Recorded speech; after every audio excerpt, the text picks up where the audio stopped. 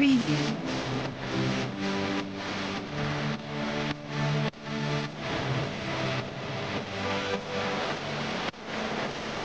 Preview.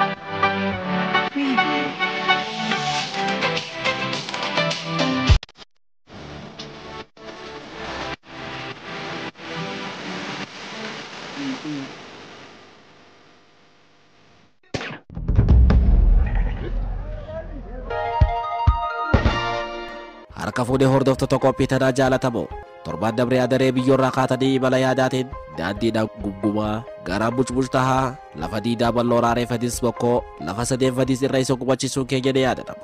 Har'a immoo hawwata fadis daawwachuuf jannaati bakkuma jirtanitti qaamaa qalbiin nu faana tahaa.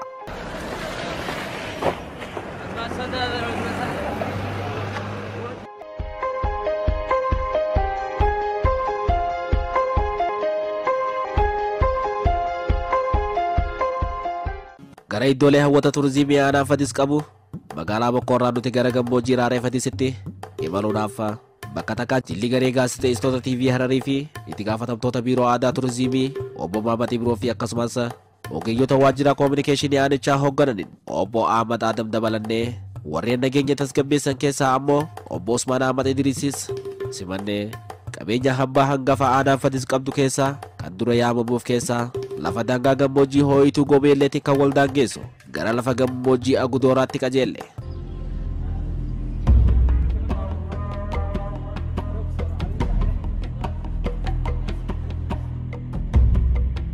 Magaalaa Bokkoorraa gara kibbaatti amnatti fufneenna daandiin kurkurruu miidhagsiteen gurgufamaa Agudooraa geenye. Ammas bakka imalaaf hawwii keenyaa tan taate lafa seenaa masjida Agudooraa hin geenye itti imalaati jirra. Kallattiin fuula agarsiiftuu imala keenya Agudooraa gara lixaatti yeroo shir jennu gaabbiinuma konkolaataa keenyaa keessaan gaarri guddaan harkaan lafa qabatee ol ka'iinsa isaatiin haala qubata naanna'ichaa ta'otee gubbaa isaatitti ammoo yeroo mara bonaaf ganna osoo hin je'in urree haguuggatee taa'u gaarri guddaan gaarri mul'ata. Gaabbiinaa teenya keessan daawwachiiftoonni aadaa turizimii aanichaa fi koominikeeshinii naannichaa quba isaaniitiin laatanii haala naanna'ichaa nu agarsiisaa osoo jiranii bakka yaadaa fi hawwii teenyaa san gihuu akka ni yaadne masjidni Agudooraa halaalarraa lafa ol ka'oo gaaraa irratti ijaaramee mul'atu halaalarraa quban if duratti nu agarsiisan. Gaabbiinaa soorata qalbii cinaa taa'ee biyyaan wal nu barsiisaa kan jiran obbo Ahmad Adam turtii daqiiqaa muraasaatiin booda bakka yaada keenyaa san geenye masjida Agudooraa.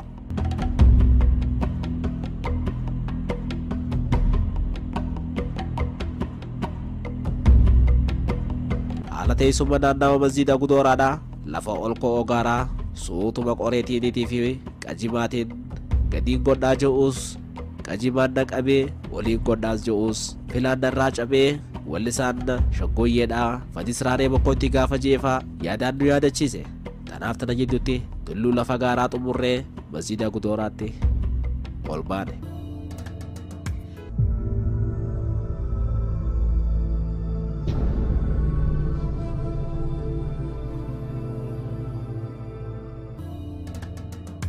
Masjidni Agudooraa masjida umrii baree hedduu lakkoofsisee fi eenyuun akka ijaarame wanni beekamu hin jirre san kan nuti seenaa qofaan beeynu har'a nuti kunoo qaamaan abbaa carraa taateeti jirti.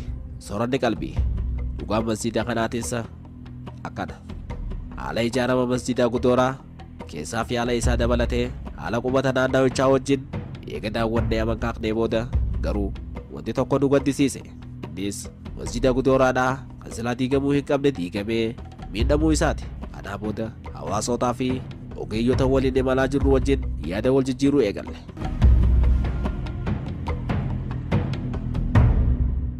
Masjida kana duraan gandi as qubateeti gandi arma jira. Waa'ee nageenyaatiif naannoo hiriira Somaalee san ibidditti bu'eeti gubatanii asirraa nageenyaaf jecha deeman faca'an. Sanii fi isaan asii faca'uudhaan masgiidni kun eegamuu dhabuudhaan duratti eegamee wanni takka rakkoon isaa hundinuu eegamtee wanni silaa asitti fadis walit dhufee waan mari'atee muqaddamni hoggaa dhufee gama roobaa deebinee innee gizee muqaddamaatiis muqaddama asitti kadhataniiti asirraa bobba'an gizee oomishni galee mawludaatii fi kanaatis bakka dhaqanii jira. Akkasitti wanni kun waan fadis hundi walit qabu jechuu bakki tun. Agdooraan kun gandimmoo agdooraan hajaa muka as qubate kun asirraa waan bararee fi asirraa ka'ee fi waa'ee nageenyaatiif asii fagaatee fi wanni kun eegumsa dhabuudhaan akkatti halaakame kana ta'e jechuudha. Odoo namni iddoo ta'e jiraatee duratti itti sagadaniiti kunuunsaa godhanii yoo isa rakkoon qabattees waan akkanaa qabatee dhimmuu eegaleedhaan fadis waan barbaachisu kan hundaa'u mukaas dhiyeessee barashaa itti buusee akka inni kun hin tuqamne godhaa ture. Amma namni biraa baqatee waan fagaatee fi hadiyyootti hafee akkanatti diigamee kana ta'e jechuudha. Diigomsa kun ormi isaatii wajjin wal qabateetis san ta'eetis ni jira. Ormi wajjin wal qabateetis amma namni babbaalageen gariin kan ammaas eegumsa dhabuudhaan diddiiguus kan dhabamu jechuudha. Kunis ni jira jechuudha. Kanaaf eegumsa dhabuu irratti kunuunsa dhabuudha jechuudha. Inni sadii kun nama eegee isa kana kunuunsa dhabuu irratti diddiigamaa jira jechuudha. Kana abbootuma teenyaa godhimma kana waan amma mul'atu muka kanaa fi waan lafa jige kana abbootuma teenyaa godhe. Kan nutiis beeynu kan nutiis ijoollee ni garra jechuudha. Wanni inni kun itti dhufame kan namni hin tuqin waan qiyaasa kanaa gadii tana akkanuma itti baran malee abaluu godhe hajaamu hin jiru jechuudha. Hirribaatti ka'aniiti akkasitti eegana cufanii masgiida godhee laazimtichi asii kasilaa as murinni asii kun akkasitti ka jummaan itti sagadamu godhe jechuudha. Fadis hundi asii dhufee jummaa sagadee gala. Gaafa gandi as jiru san as taa'ee fadis hundi asii sagadeeti jummaa gala jechuudha. Mariin fadis asirraa gaggeeffama. Agdoora kanarraa mariin gaggeeffama. Waan asirra walii galan wanni dura dhaabbatus hin jiru. Kadhaa rabbiittis karaa waan kana dalagan jedhaniis asirraa mariin ka'a jechuudha. Ammas masjiidni jiru jechuudha agdoora. Amman jiru ormiin bittinnaawee yaa'ee bara ammaan tana bara dheengaddaa asin namni manneen mul'atu kun argame malee hin jiru bara hogga duroo waa takka eega isaa fi bosonaa wanti takka hin jiru jechuudha. Nama asirraa waa'ee nagaati bittinnaawe. Amma nagayni wayyaa'uudhaan imma deddeebi'u jira. Namni asitti hogga deebi'e egaa isa kana kunuunfamuu ni danda'a jechuudha. Mootummaanis maddii dhaabbatee wanni kun akka kunuunfamu yoo jee kunuunsuu ni danda'an jaaranii isa deebisanii qopheessuuf jiran. Jiraatan naannoo kana hin jiran ammaan tana tokko tokko dhufaa jiran malee naannoo kana hin jiran jechuudha ammaan tanaaf. Miidhamuun isaatis kanarratti hundaa'a. Miidhamuunsaa haala kanarratti hundaa'a jechuudha. Amma kana wajjin wal qabatee jiraatonni agdooraadhaa duuba masjiida hin qaban jechuudha amma. Masgiida ammaan tana hin qaban jechuudha. Idduma baqatanii bakkuma jira sana irratti fayyadamaa jiran malee amma naannoo kanaaf hin qaban. Amma asirraa facaateeti walumaa qabaachuu dhabuu fi wal dhaga'uu dhabuudhaan diigmanni bonni barbadaan kun bifa sanirraayi nukkee jechuun namni maaltu nu qabate jee wal gaafatus hin jiru akkasi bittinnaa'uun taate. Amanni qabanii. Masgiidatti fayyadaman kaa biyyuma gartee duraan asirraa deemanii dhaqan san kunis karaa wayyoo bahee kunis araddaa agdooraatti ol bahee bifa saniin bittinnaawanii facaan ammaan tana kunoo tokko tokko deebi'u jira. Amma nagayni gaa bu'e jennaan namuu iddoo tana galee jiraachuu kunuunsuu ni danda'a jechuudha. Akka biiroo aadaa turizimii aanaa fattisetti amma masjiidni kun gisee ilaallu jijjigeetis ni jira, hawwata hambaatis hambaa turizimiitis ta'eeti jira. Akkami gara keessaniin kunuunsanii fi wanti taasifamuu qabu maal jettan? Nuti akka waajjira aadaa fi turizimii aanaatti aanaan fadis iddoolee hawwata turizimii kan uumamaa hedduudha qaba, kan namtolcheetis hedduutu jira jechuudha. Isa san keessa masgiidni Agudoor kun kan namtolchee keessaa isa tokko. Isa kan ammoo kunuunsa silaa barbaachisu san dhabuudhaan jijjigaati jira. Asirratti immoo xiyyeeffannaan kennames laafaa ta'uu isaati kan namatti agarsiisu. Nu ammoo akka mootummaatti amma wanti godhuudhaaf wanti yaadamee jiru isa kana hawaasa waliin taane kunuunsi isaa akka inni eeggamu. Iddoon turizimii jechuun akka wannittis industirii aara hin qabne jaameeti beekama. Isa kana hawaasni huyyoo eeggate galiillee argamsiisuu danda'a, turistii adda addaa harkisuu danda'a jechuudha. Hawaasa kanarratti immoo hubannoo kenninee hubannoo hawaasaa san uumnee hawaasni akka eeggatu taasisuuf wanti ammatti yaadaa jirru ni jira. Isa kana ammaas tuttuqaarraa akka eeggamu taasisuudhaaf wanti qabanne jira jechuudha. Kanaan dura immoo wanti akkasitti eeggamee wanni ta'e hin jiru kanarraa kan ka'e rakkoo keessa jira jechuudha. Namoonni naannoo kanatti argaman sababni isaa maali beektanii? Kanaan dura namni dur jiraachaa wanni asitti gandi jiraachaa ture ni jira manneen garjalaa kanatti irraa jijjigan san jiraachaa ture. Yeroo san keessatti yeroo mootummaan Somaaleedha.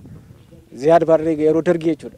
Biyya kana gara baha kana guututti weeraree ture san jiraachaa turan. Sababii saniin buqqee kan ka'e gaafa sanis sababa waraanaatiin buqqee kan ka'e waan ta'eef gara wanni itti keessaa bahee jira jechuudha amma bakka adda addaatti buqqaanii jiranii sababii saniin eegumsi isaa kan wanni ta'e kana. Sababoota adda addaatiin isaanis asirraa manca'anii yeroo sanitti diinni adda addaatis jira weerara Somaaleetii wajjin wal qabatee asirraa buqqa'uunis jira.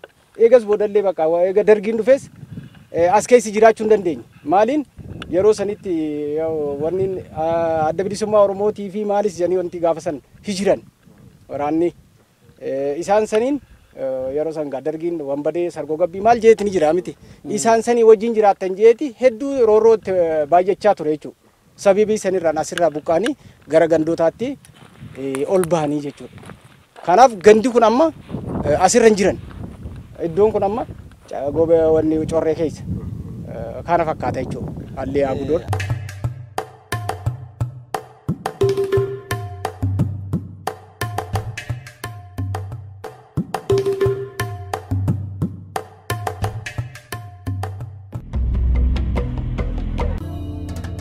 Manni keenya egaa aadaa qaba beektee akkaataa yeroo rakkatee fi yeroo roobni dhabamee fi akkaataa itti kadhatu qaba.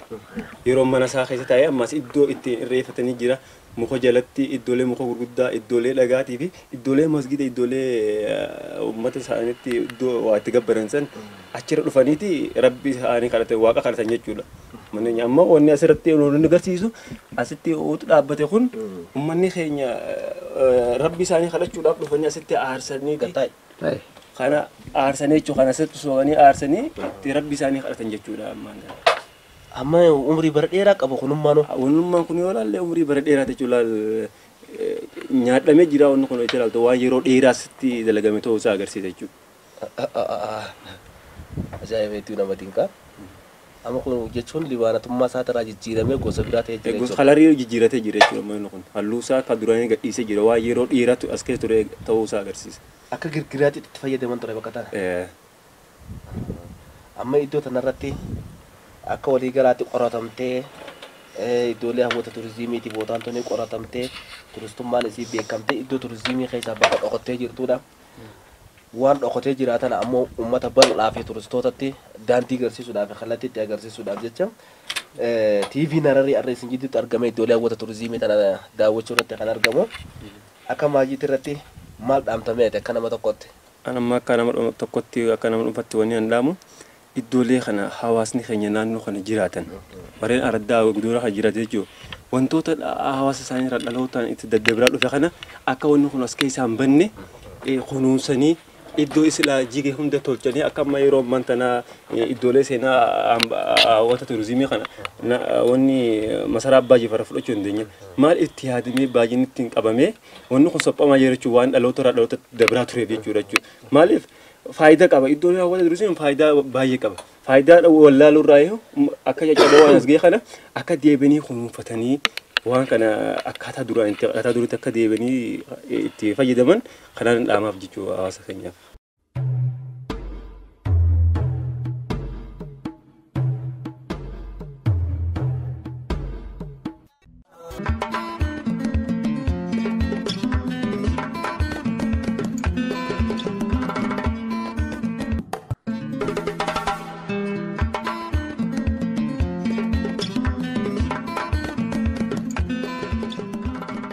jirutti iddoo masgida kanaa wanni beekamu tokko illee hin jiru jaan ragaan maal hawaasa keenya rakkumatti dhaalaa dhufne malee wanni ragaa qabatan abaluu ijaarii akkamiin ijaarame wani jaama hin beekamu namni waa'ee kanaa namni beeku hin jiru jechuudha. Akka yerootti lafuma akkatti tol kaanee yaani wanni ragaan wanni beekamu hin jiru jechuudha. Asirratti namni ragaa qabatamaa waa'ee kanaa kan beeku hin jiru. Kuma dhaloota tokkuma daddabiraa dhufe jechuudha. Kanneen akka masgida Agudooraa kaasuu dandeenyaa jechuudha. Masgidni Agudooraadhaa masgida umrii yeroo dheeraa qabu masgida akkanumatti jechuudha namni itti bare jechuudha. Nuti seenaa keenya keessatti ittuma barree manguddoowwan nu dura dabraniis hirribumaatti kan jechuudha masgida umrii dheeraa qabu kan of keessatti haammatu ta'uu isaati. Bakki ittiin amma itti argamnu tun Araddaa Agudooraadhaa masgida Agudooraa jedhamti. Wanni nuti dhageenye masgida kana waggaa dura jalqabamu immoo namni akkanumatti itti barree jettu hirribarraatti kaan yoo kan jiru manguddoorraa kadhaallee kana jechuudha. Abbaa isa jaarre immoo hin beeknu jetti manguddoon ta'e. Nama isa jaarreen harkini akkanumatti hirribarraa itti kaanii tan jettu oduun dhaalamaati hanga nutti nu geesse jechuudha. Eega nama kaaniiti masgida harkan. Masgidni kun yoo masgida Agudoor jedhama. Masgida Agudooraa jedhama. Iddoon kunis Araddaa Agudooraa keessatti argamaa jechuudha. Masgidni kun umrii dheertuudha qaba. Wanni irraa waggaa dhageenyus umrii isaa kana yoom akka hojjetamee fi kanallee akkanumatti garreedha irra guddaan isaa namni walakkaa isaatii ol namni itti hidhee malee inni kun immoo akkanumatti ijaaramee kan argamedha. Umrii yeroo dheeraa qaba. Akkasumatti kan argamedha. Hawaasa tokko amma guutoota keenya irraa akka dhageenyutti waggaa kumana caalaa yaanu masgidni kun umriin isaa jechuudha tilmaamaan jechuudha. Lakkoofsi waggaa kuma dura akka manguddoon keenya ibsutti waggaa kuma tokko dura jechuudha. Waan yeroo dheeraadhaati waan ammaatii miti. Lakkoofsi waggaa kuma dura akka manguddoon keenya ibsutti waggaa kuma tokko dura jechuudha. Waan yeroo dheeraadhaati waan ammaatii miti. Libboonni jechuudha. Sanii ala naannoo masgiidaa wajjinis wal qabatee masgiidni sun masgiida baroota dheeraa lakkoofsiseedha. Masgiida waggaa jennu masgiidni baay'eetu jira. Masgiidni sun ammoo masgiida seenaati. Seenaa kan nama jechisiisu bara kuma tokko ol bara kumaan lakkaawama jechuudha masgiidni sun. Naannoo sanatti abbaan ijisa ijaaree illee hin beekamu. Tulluu masgiidaa lafa ol ka'iinsa irratti ijaaramee jira. Masgiida sana immoo naannoo isaatis qabriileen adda addaa qubbiileen adda addaa kan hawaasni keenya ittiin aadaa isaallee ittiin wanta jiru ittiin rabbitti kadhatu qubbii ijoollee jedhamee jira qubbii jabbii jedhamee jira qubbii manguddoo jedhamee jira yeroo itti qubbii roobaa jedhamee jira yeroo ittiin roobni xiqqaate dhaqanii uummanni keenya ittiin rabbi kadhatee roobas yeroo sanitti rabbiin kennuuf. Kanaan dura immoo gaafa ijoollummaa keenya kan itti barre biyyi kun waggaa rooba dhabee bakka kana dhufee rooba kadhataa jechuudha akka aadaatitti bikka kana dhufeeti sangaa asitti qalee foon nyaatee asitti roobaas asitti kadhataa asitti waaqeffataa ture jechuudha uummanni naannoo kanaa jechuudha faatisoonni jedhama kun jechuudha kan ijoollummaa keenya nuti itti barre kana jechuudha. As dhufanii akkas jechaa deeman jechuudha hoolee immoo faana roobaa jechaati irraa galan jechuudha asirraa. Iddoon amma jirru kun amma iddoo gandi sila Agudoor jedhamu sun qubsumaaf dur jiraatanidha jechuudha amma. Isaan sun amma yeroo duras qubatan san lafti malaallee garuu kan amma qonna akka wannaatti ta'e hunillee qonnaas hin jiru dur. Isaan jireenya akkanuma qubatanii jiraatanii fadis garuu kadhaadhaaf gaafa rakkate wayi rakkoon nageenyaa ta'uu danda'a wayi weerarri adda addaa wayi balaan yookaan dhukkuboonni adda addaa seenuu danda'a. Kan horii haa ta'u kan namaa haa ta'u fadis dhufeeti ni kadhata. Isaan kana warra Agudoor kana dhufanii kadhatan. Isaan kun ammoo kanumaaf ta'an malee warra ammaas dachii qotuu miti. Amma immoo tura keessa deemsa keessa baay'inni uummataatis dabalaa gaafa dhufu jireenya wanni yoggaa ta'u lafa kana amma kana mancaasanii wanni godhan jechuudha. Kanaaf iddoon kun amma qabroota. Gandeen ammoo dur amma qubsuma isaanii irraa manneen hafan isaan laallee garuu kana amma. Qabrii fi qubbiileen ammas takka takka tan dhufanii duratti yoo beeyladaan amma jabbiilee yookaan dhuminsa baay'iftu taate bakka jabbiileetti wanni godhan yoo re'ee dhukkubni re'ee kan seenu taatu bakka itti re'ee dhaqaniitti qalaniitti kadhatan jira. Yookaan nama taatu taate bakka dhaqanii immoo rakkoo namaa yookaan taatu namaas kan itti kadhatan jira jechuudha. Kanaaf karaa akkasiitiin kan uummanni keenya duratti immoo aadaa isaa ittiin kadhaadhaanis gaafa akkanatti wayi teknooloojii wanti adda addaan baay'atiin kana kadhaadhaan rabbii isaa kadhatee iddootti itti milkaa'u kana jechuudha. Kadhaadhaan jechuudha. Kanaaf amma immoo isa kana akkanatti karaa dhabuudhaan maal ta'uudhaan kan yeroo ijoolleen itti shafaa taatellee duuti ijoollee baay'attellee ittiin dhaqanii rabbi kadhatan kan yeroo itti jabbiin dhumtulleen manni keenya jabbii horiirraan ka'u manni keenya dinagdeen keenyaas horiidha waan ta'eef namni horii hin qabne namaa miti jee horii sanillee idduutti rabbi kadhatanii horiilleen akka jabbiin isaa guddattuuf yoo manguddoon du'es yoo namni beekamoon du'anis iddoo itti dhaqaniitu jira jechuudha. dubartoota ta'uu hunda dubartiitidha. Wanni achi keessaa kophaa baafamtee daa'ima ta'uusi. Daa'ima baadhattiidha dubartoota hormaata agarsiisan. Kun dubartii jechuudha. Maali haadha ilma wanna ta'uusi agarsiisa. Haadha ilmaan irraan horte garuu halluu agarsiisa. Inni kun dubartiidha. Inni kunillee iyyuu daa'ima agarsiisa. Haadha. Isiin tuni galallu hayyoota yookaan immoo warreen wanni jennu dhiira qofaa miti. Dubartoonnis jira jechuudha. Isiin kun amma kophaa wanni taateef amma dubartoota keessaa isaan takka akka taate agarsiisa jechuudha. Adda durummaadhaan yeroo san keessatti warreen san keessaa isinis takka akka taate nama agarsiisa jechuudha. Dubartoonnis akka as keessaa wanni qabani namatti agarsiisa. Inni kun ammoo kan amma laallee garru kun libaanate jechuudha. Akkuma gabrittii fi gabricha inni jennu sanitti kadhannaa uummanni keenya wanni ijju sanitti hanga ammallee baqa warreen dhufee asitti wanni godhu ni jira jechuudha amma. Warri dhufee asitti ziyaaraa isaa geggeessu kan kadhannaa isaa rabbiin naaf haa ta'u jee wanni ijju ni jira jechuudha. San agarsiisaa jechuudha amma inni kun. Libaanata asitti aarsanii deeman. Irra naqanii rabbi hajaa naa ta'u jeeti deema baqa rabbuma kadhata. Yaa'u dhufee immoo bakka san waggaa dhufee wanni ijju kadhannaa san agarsiisa jechuudha. Hajaa qabu san ibsachuudhaaf san agarsiisa. Kabajamtoota daawwattoota keenya akkuma beekamutti gaa kunoo daawwii teenya tan soorata qalbiitiin iddoon tun iddoo kadhannaa akkuma beekamutti hawaasonni muslimaa yeroo du'aa godhatan yeroo rabbi kadhatan ergaa isaanii gara samitti ol ergatan libaanata irratti darbatanii du'aa godhachuun isaanii waan beekamu san ammoo iddoo tana gaa iddoo kadhannaa taachaa isiitiif bakka itti dhufanii itti ziyaaran taatanii bakka du'aa itti godhanii fi biraa deeman taachaa kan agarsiisu ammallee qaamonni dhufanii du'aa godhanii fi biraa deeman ni jira. Kana ammoo ibidda kasala yookaan yeroo dhiyootti shidame kan libaananii irratti bu'ee jiru daawwachaati jirra. Kuni ammoo gaa waan hawwata turizimiitiif adda durummaadhaan eegamuu qaban jenneeti nuti gamanaan goolobuuf jenna.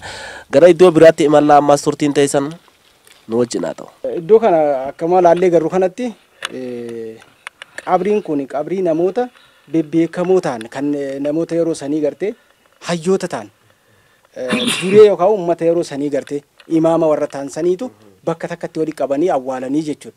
Isaan saniif asirratti mana ijaaranii akka qubbii godhanii kaayan.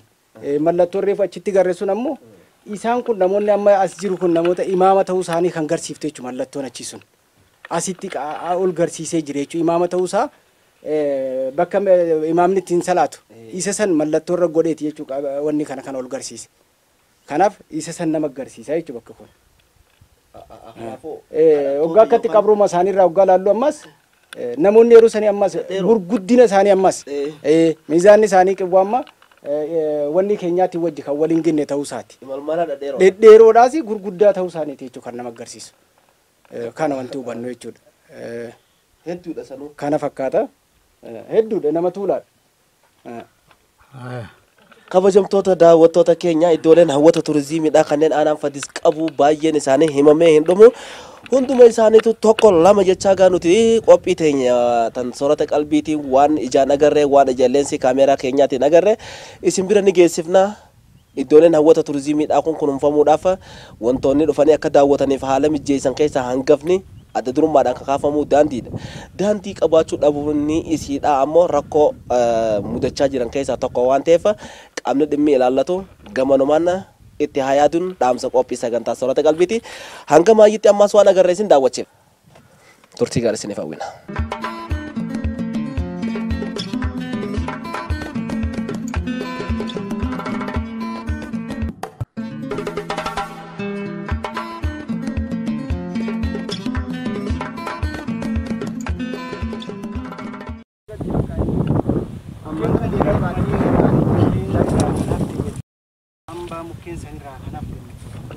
hambaa mukkeen gaafasi naannolee kana mukkeen akkana duraan baay'inaan jiraachuu isaa agarsiisa iddoon akka caakkaa iddoo bosonaa taatee agarsiisa jechuudha. Agdooriyaa walii leenca dannii taa'uu dhaabuu jennaan dhaabbatee laayini guutuu yaa'u. Kanaaf goggaan itti achi ka'ee ba'ee galaan deebi'ee miti. Gaafa garuu iddoo kanarra dhufanii namni warreettan akkasitti bishaan irra dhaabbatan sun kallattii kanaan dhufee zikirii kanarra ka'ee agdooriyaa walii leenca jennii taa'uu dhaabuu jennaan dhaabbatee laayini guutuu yaa'u jennaan abbaan murii daaman. Awwa amma dhufte kun dubbiin tanaan eegalchiisee buruun guutuu wal jalaa qabee asitti iddoo kanatti haala saniin shubbifamee itti oolamee. bosona turte. Bosona turte. Mukkeen gaafa sammuu hafte raafee kan asitti dulloomanii umrii bara dheeraa lakkoofsan ni jiran kun. Ni jiranii kun kana faadha kunis eegalumaa namaa fi haaluma garaagaraatiin dulloomu wajjin wannatee malee mukkeen iddoo jira iddoon kun bosona caakkaa ture dura. Garuu haala ammaan tanaa kana gaajirama bosonaa kanaan rakkoon kun irra ga'e malee haftee gaafa sirraa warreettan hafee kana silaa mukkeen hundinuu haaluma kanaanii amma kun wajjalaatti xiqqoo malee dhabamee jira. Garuu kanaaf duraanillee iddoo tana zaman kana waggoota torbaa fi kana gidduutti kunuunfamee ture. Dhorkamee jire mukni as seenuu dandeessuma. Garuu amata sadii sababa hongeetiin eegalchiisee cirama bosonaatiif uummanni saffisaan itti deebi'e haala gaariidhaan dhabamsiisee ture. Kun amma dhabamuu isaa mukni waggaa sadii qofa. Duraan kun sababa uummata qabeenya uumamaa warra jiru kana addaa ta'e jiru kanaan namoonni as seenee waggaa shanii muka tokko jira jechuudha. Kaameef hawaasni sodaadhaa asiin garuu ammaan tan ammoo asirra kaasee ilaan qaqqobeellee wanni kun ciramee jira. Deebi'eellee haala babal'ifannaa lafaatiin duraan lalgaarreetan kana gamanan fuutuun isaanii gaara kana maddii gamanaatiin hundinuu duraan caakkaadha ture. Garuu amma jimaa dhabamu kan ciramaan gaarri kun hundinuu wannatee jira. Zimii aanaa fadis qabu keessa naannoo agudooraa kana daawwachaa jirra. Arramoo sulula citee laga daka bu'ee jiru tokko gubbaa taa'aa jirra. Mee waa'ee hallayyaa tanaa nutti maal beektan? Waa'ee hallayyaa tanaa akkuma manguddoo teenyarraa dhageenyetti hallayyaan tuni aanaa fadis araddaa agudooraa keessatti argamti. Hunquuftuu haraa jaaniin. Hunquuftuu haraa jaaniin. Naannoo bishaan haraa odaa jalaa jedhansanii fi bakka sila masgida gaaraa kana jidduudha bakki isiin turitti argamtu. As lamaan jidduutti argamti. Eenyu akka tolchee fi seenaan tun bakka maaliin akka as geessee fi lafta tana hanga isiin taatee fi maalirraa akka dhufte namni hanga ammaatti seenaa beeku hin jiru. Uumamumaan jirti malee. Maaliif akkatti fayyadamaa turan amma akka keenyaatti xiinxallee ilaalle namni kun as keessa duratti dhiiroo gaafa lola wayii namni as keessa galaanni ture waan jettu fa'aa shakkina malee akkasitti wanni gaffageenyaan bakki tun beekamte hin jirtu wanni tun waan istoora fakkaatti mana guddaa bal'aadha as keessa. Keessa bal'aadha. Dukkanti waan biraati asiin ammoo qiduma afaan barmeelaa tokko malee bal'ina biraan qabu. Kanaaf manguddoorraa akkanumatti itti barre malee waan kana hanga taate hin beeknu garuu uumama illee dinqisiifanna nuti. Uumamumatti. Uumamuma. Garuu namtolcha fakkaata as gubbaa dhagaan akkaataatti taa'ee afaan banee taa'utti. Nama dinqisiisa. Nama dinqisiisa waan bareedaadha. Kun qoratamuu qaba. Qoratamuu qaba. Mee ogeessuma maal nutti ma waa'ee hallayyaa tanaa laachise? Waan akka namtolcheen qoramee wal qixxaatee taa'uu fakkaata. Garuu akka dhageenyutti wanti kun waan uumamaatiin wayita ilaallee garuu waan uumamaati. Afaan isaa kun waan namtolchee fakkaatu malee inni waan uumamaati. Garuu akkaataa namaas kan jiraataa ture immoo maal itti fayyadamaa jiran kan garaadha. Qorannaadhaan itti deemne jechuun akka waajjira kan jetti. Hanga ammaatti wanni kanarra dalagame hin jirtu jechuudha. Hin jiru hanga ammaa. Hallayyaa haaraa uma jaama. Hallayyaa haaraa jaama. Eessatti akka dhaabbatuu fi hin beekamu. Meesira siitii fi eessatti akka dhaabbatu hin beekamu. Bal'ina siitii fi gadi fageenyisiis hin beekamu jechuudha. Ajaa'ib. Usmaan ati dhalataa ganda kanaati. Akkami waa'ee kanaa laalchisee ammaan dura beeyladaan itti qaartee fi waan kanaaf ijoollee itti qaartee fi waan dhageesse qabda. Hanga ammaatti agudoora ogummaa jaanuu wannummaa namtuun asirratti hin dalagamtu. Kanuma gandiinis duratti as ture takkaa wanni bakka kanatti dabartee lubbuun isaanii as keessa baate takka illee ni jirtu. Amma bineensa tokko arbii asitti du'ee beeyladaa san dura lafee isaas namni nyaata beeyladaa loon nyaatan jaanii as keessa lafee san guuranii amma lafeen sun daka gatiitii kun noota mul'achaa jirtu sun isa malee hanga ammaatti namni lubbuun as wanni lubbuu qabaata akka illee as keessa buuteen jirtu. Hedduu waan nama dinqisiisaati. Kabajamtoota daawwattoota keenya naannoo kanatti wantoonni ija hawwata turizimiitiif ta'an hedduu kan nama dinqisiisan ni jiran. Akka biiroo aadaa turizimii aanaa Fadisiittis waa'ee hallayyaa kanaa laalchisee hanga ammaatti qorannaan irra gaggeeffamee hin jiru. Garuu hallayyaan kun imalmaanaarra eessatti akka dhaabbatu eenyu akka tolche yoom akka tolfame wanni jaamaan hin beekamu. Hallayyaan keessi manni kun qaawaa haa qabaatu banaa haa ta'u gubbaan keessi isaa manni bal'aadha. Kanarraa kan ka'e ammoo ijoolleen guyyaarraan guyyatti dhagaatti darbanii gaa hallayyaa sanis bakka itti dhaabbatu sanarraa jijjiiramni hangi tokko dhagaan mul'isee ni jira. Haa ta'u garuu namni as gubbaa dhaabbataan sodaachaa san isin dubbachaa jira. Malmaanarra dukkantii waan biraatti yoon as keessa gaqqaara qilleensi asirra bubbisu ammoo akka waan itti na darbu waan fakkaatuuf jecha sodaanee isinitti himaa jira. Qaamni dhimmi kun ilaallatu iddoolee hawwata turizimii akkanaa kana maaliif akka tolfame yoom akka tolfame eenyuun tolfame maaliif faayidaa waan jiru waan oolu waan jiru hundaa'u qoratee akka irra gahee hawaasa bal'aadhaaf odeeffannoo laatu gammanumaan nuti dhaamsa sagantaa keenyaatti jenna.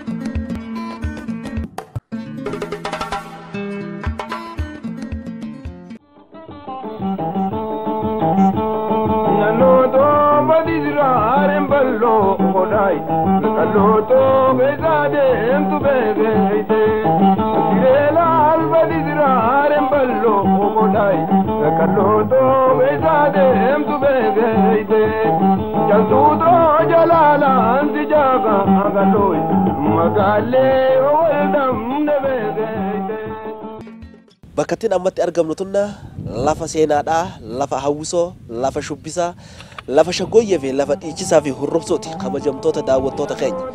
Akkuma beekamutti lafa tana Fadis Raaree Mulluu Hadiida Loosanii gaafa ijoollee mallaa dhodhoosanii ja'aniiti waa baay'ee jechaa turan. Gaazexeessaa fi barreessaan beekamaan Oromoodhaa Jaafar Aliiti dubbii tana kan dubbate. Sababni isaatiis waa'ee Fadisii fi waa'ee iddoo lafa shubbisaa fi lafa shaggooyyee taa'achaasi aadaan bakka irraa mul'iftu taa'achaasi mul'isuuf. Aanaalee godinaa Harargee Bahaa qabu keessaa lafa handhuura Oromoo tan taatee fi aanaa Fadisitti argama. Kan si ajaa'ibsiisu aanaan Fadis kun iddoolee hawwata turizimiitiin beekama. Iddoolee hawwata turizimii kanneen daangaa irratti argamanii fi akkasumas ammoo rakkoo daandiitiin wal qabatee hin beekamin hedduudhaatu jira. Arraan tana ammoo qophii sagantaa Soroota Qalbiitiin iddoolee hawwata turizimii aanaan Fadisan qabu tokkoon isaatiin isin bira ni geessifna. Arraan tana ammoo wanti adda godha qophii Soroota Qalbiidha. Lafa hawwata turizimiitiin alatti lafti irratti argamtu lafa shaggooyyee shubbisaa fi dhiichisa hurrubsuu fi ragadaa jeetiin hin jira. Akka godina Harargee Bahaatti lafti aartiidhaan badhaate lafa gaara mul'ataatii fi lafa Fadisi. Arraan tana ammoo lafti gaara mul'ataa duyda duuba keenya kanaan ollaa walii taaneeti jiran. Nutis asii gaara mul'ataa kanneen bakka iyyuu hin dhokanne yeroo mara gubbaa isaatirraa cabbii fi duumessa uffatee taa'u kanaas isin achi daawwachiisaati. Waa'ee hawwata turizimii aanaan Fadis qabu masjiidota umrii bara dheeraa lakkoofsisan akkasumas ammoo goddeen goda wanjiitis laaluun keenya waan hin hafne hanga yeroo nuuf hayyamametti waan aanaan Fadis qabu hawwata turizimii siidhaa tokkoon isin bira ni geessifna. Hanga maajitti nu faana tahan afeerraan tan Soroota Qalbiiti.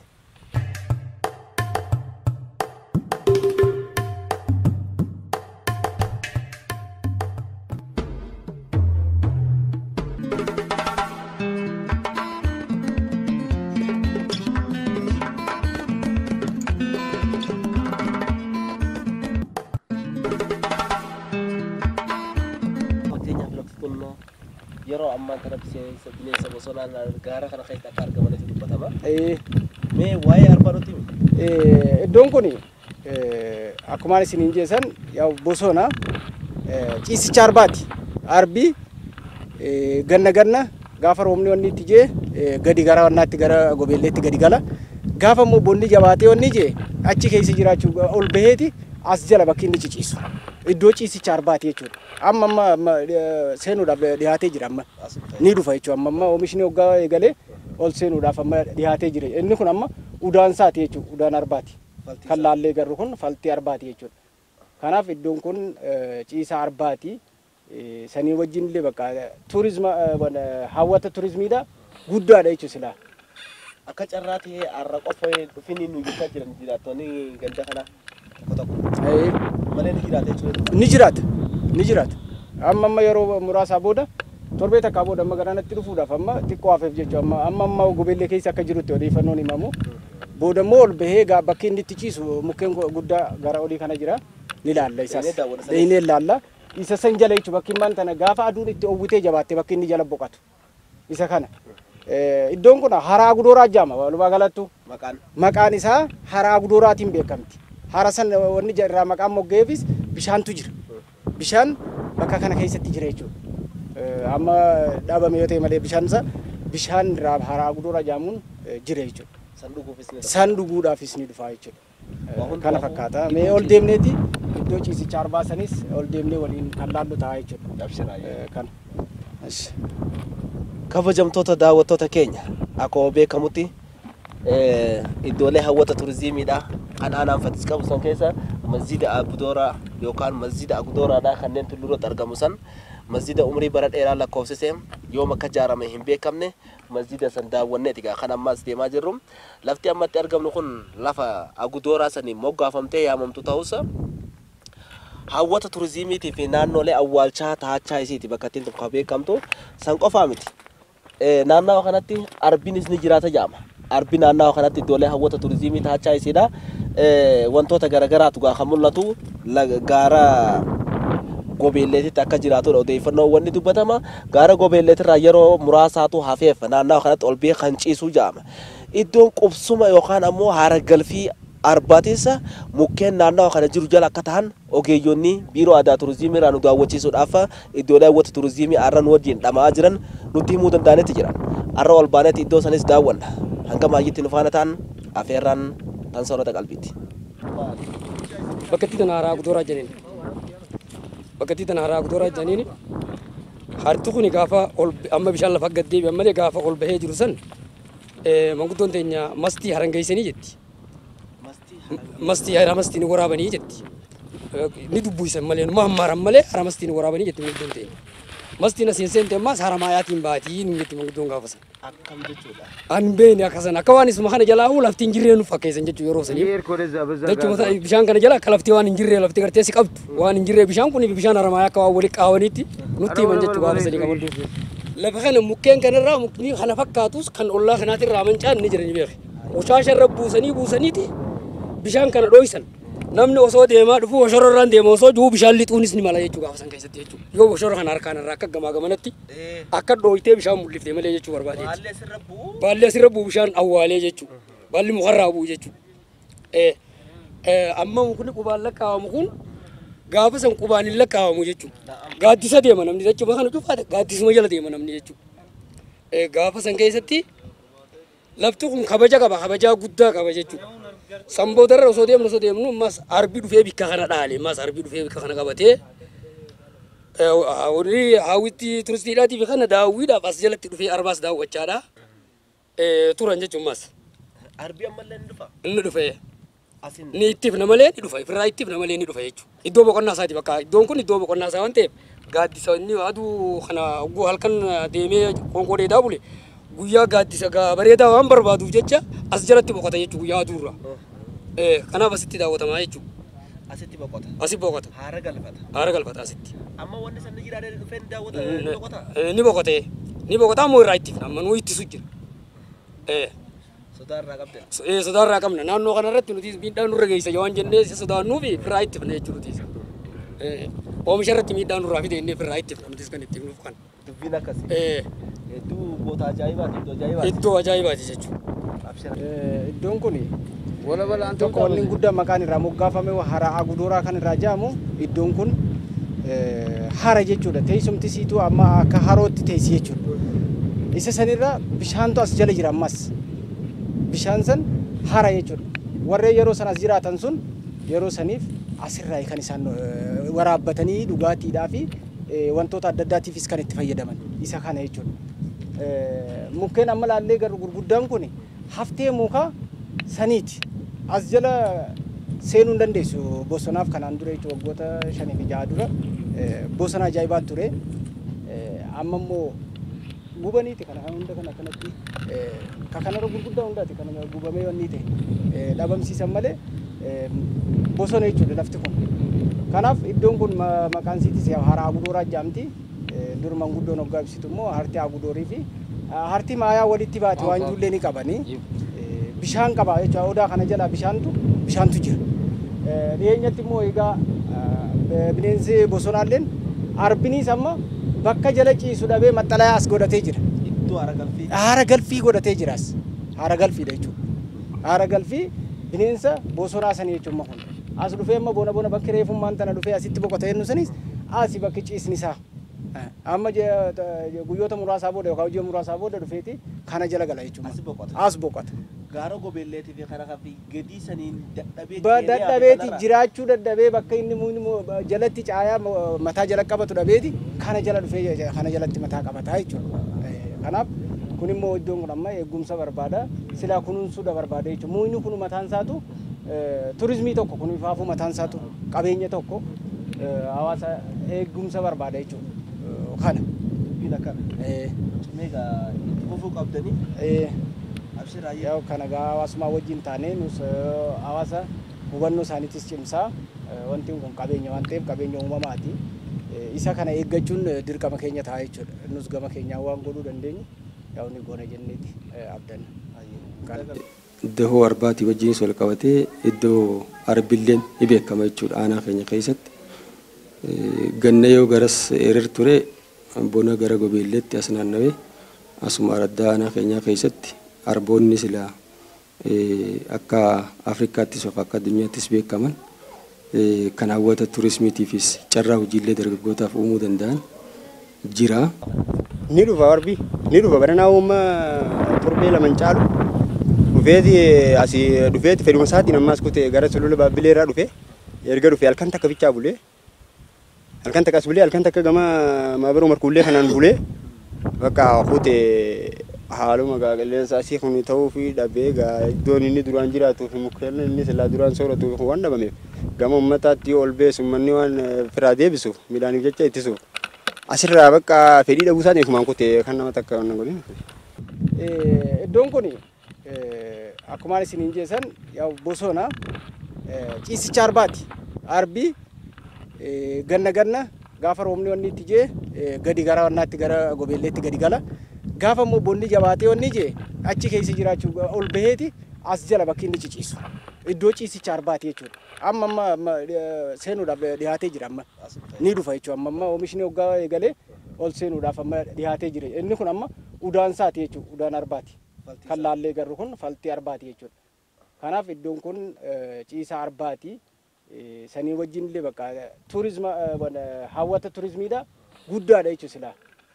Akka carraa ta'ee har'a qofa dhufanii nu jechaa jiran jiraattonni ganda kana tokko malee ni jiraata jechuudha. Ni jiraata. Amma yeroo muraasaa booda torbee takkaa booda amma garanatti dhufuudhaaf amma xiqqoo hafeef jechuudha. Amma gobeellee keessa akka jirutti odeeffannoon himamu. Booda immoo ol bahee bakki inni itti ciisu mukkeen guddaa gararratti. Amma akka mataa jettu waan daleen qaba sirriitti. Maaliif gadaan Oromoos 5, harti Oromoos 5, odaan Oromootis 5. Amma haalli odaan kun itti mirga yoo ilaalu goda odaan Oromoo 5 waan ta'eef akkasiin mirgee jira jechuudha. Nana bakka eegaa kun. Takka. Lama. Sadi. Asirratti qaama namaatiin gubamee jira 4, 5. Kanaa wajjin 5. Kaan achi gubamee jira. Akka nama kaartoogiraafara tokkotti yoo ta'u akka maappii yoo kaafte wanni kun akka kaartaa Oromiyaatu agarsiisamee ilaala iddoon kun iddoo raajiidha. Kaartaa Oromiyaa agarsiisa jechuudha amma kaaftee diizaayinii waan kana yoo kaafte kaartaa Oromiyaatiin wal fakkaata jechuudha kaartaa Oromiyaa fakkaatee waan ajaa'ibaati itti nama dhibu. Kanarraa gaje. Kanarraa gaje qaba dhala walitti. Osoo hin deemuun na keessatti dhufe jechuudha imeejiinsaa. Shiraayyee fayyaanaa ta'e. Ayyee galatoom. Iddoo hawwata turizimii addaa taateeti gaaddisa qilleensa qulqulluu hawwatuudhaan qilleensa qulqulluu asitti hawwachiisiisa. Kanaan wal qabatee ammoo wanni si ajaa'ibsiisa arbi bineensi bosonaa arbi keeniyaarraa yeroodhaaf ooluu ol deeffatu lafa gammoojjiilee kallattii kanaan jiran hunda keessa dheedee isaa lafa dheedee isaa qaxxaamuree gaara gobeellee keessa qaxxaamuree yeroo naannawa kana ga'u iddoo haara galfeetiif odaa shanan asitti mul'atu kana jalatti haara galfata. Kana ammoo jiraattonni naannawa Agudooraadhaa dhugaa jirtu nutti himanitti jiran. Har'aaf garuu qophiin keenya asirratti raawwachuuf ja'a. Warra torbaanii nu haa jiru horaa bulaa.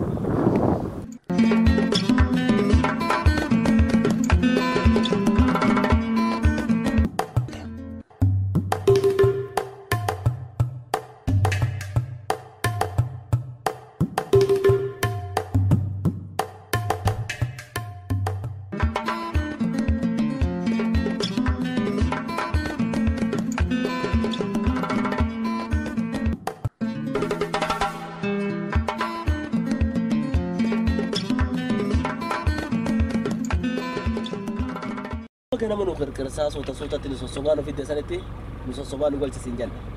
Mas ningalcha kan karang kono karang juga besan bada wante jecha karang bro lalonne karang bro tiyana. Kan lati bira jiciran ni dia. Odi ifan no Amerika le ifate jerta. Aye amna gari. Aye.